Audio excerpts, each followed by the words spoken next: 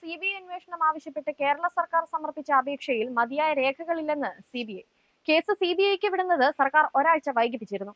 തുടർന്ന് ഗവർണറുടെയും കേന്ദ്രമന്ത്രി രാജീവ് ചന്ദ്രശേഖറും വിഷയത്തിൽ ഇടപെടുകയും വാർത്തയാവുകയും ചെയ്തപ്പോഴാണ് മരണം സംബന്ധിച്ച രേഖകൾ സിബിഐ അന്വേഷണത്തിനായി സംസ്ഥാനം കൈമാറിയത്. സ്പെഷ്യൽ സെൽ ഡിവൈഎസ്പി നേരിട്ടെത്തിയാണ് പേഴ്സണൽ മന്ത്രാലയത്തിന് രേഖകൾ കൈമാറിയത്. അന്വേഷണം ആവശ്യപ്പെടുന്ന വിജ്ഞാപനത്തിന്റെ പകർപ്പ് സർക്കാരിന്റെ ആമുഖക്കത്തോടെ നൽകിയെങ്കിലും അതിൽ സൂചിപ്പിക്കുന്ന രേഖകളുടെ പകർപ്പുകൾ നൽകിയിട്ടില്ലെന്ന് കാട്ടി അഡീഷണൽ ചീഫ് സെക്രട്ടറിക്ക് സിബിഐ മറുപടി കത്തയച്ചു.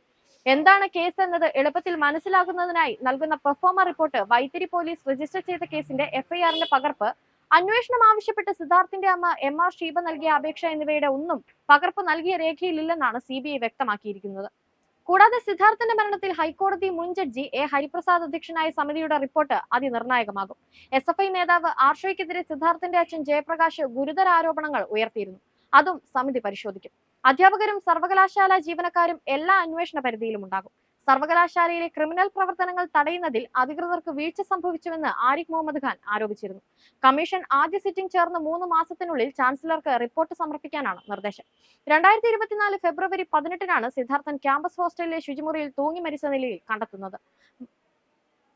മകന്റെ മരണം കൊലപാതകമാണെന്ന് ആരോപിച്ച് കുടുംബം അപ്പോൾ തന്നെ രംഗത്ത് വരികയും ചെയ്തിരുന്നു. തുടർന്ന് നടന്ന അന്വേഷണത്തിലാണ് സിദ്ധാർത്ഥൻ കൊടിയ റാഗിംഗ് മുറകൾക്ക് വിധേയനായതായി കണ്ടെത്തിയത്.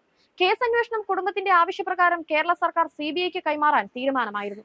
എന്നാൽ ആഴ്ചകൾ പിന്നിട്ടിട്ടും സിബിഐ കേസ് ഏറ്റെടുക്കാത്തതിനെ തുടർന്ന് കുടുംബം രംഗത്ത് വന്നിട്ടുണ്ട്. സംസ്ഥാന സർക്കാർ വീഴ്ചയാണ് ഇവർ ചൂണ്ടിക്കാട്ടുന്നത്. ഇതിനിടെയാണ് കഴിഞ്ഞ ദിവസം SFIയെ കടന്നാക്രമിച്ച് അച്ഛൻ ജയപ്രകാശ് രംഗത്ത് വന്നത്.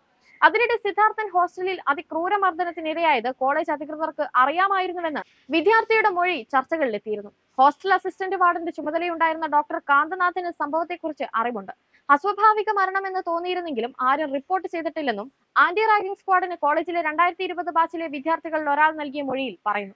സിദ്ധാർത്ഥൻ ഹോസ്റ്റൽ ശുചിമുറിയിൽ തൂങ്ങി മരിച്ച നിലയിൽ കണ്ടെത്തിയ സംഭവത്തിൽ college dean MK Narayanan, assistant വാർഡന്റെ ചുമതലയുണ്ടായിരുന്ന ഡോക്ടർ കാന്തനാഥൻ എന്നിവരെ സസ്പെൻഡ് ചെയ്തിട്ടുണ്ട്. ഗവർണർ നിയോഗിച്ച അന്വേഷണ കമ്മീഷന്റെ ആദ്യ യോഗം അടുത്തയാഴ്ച ചേരും.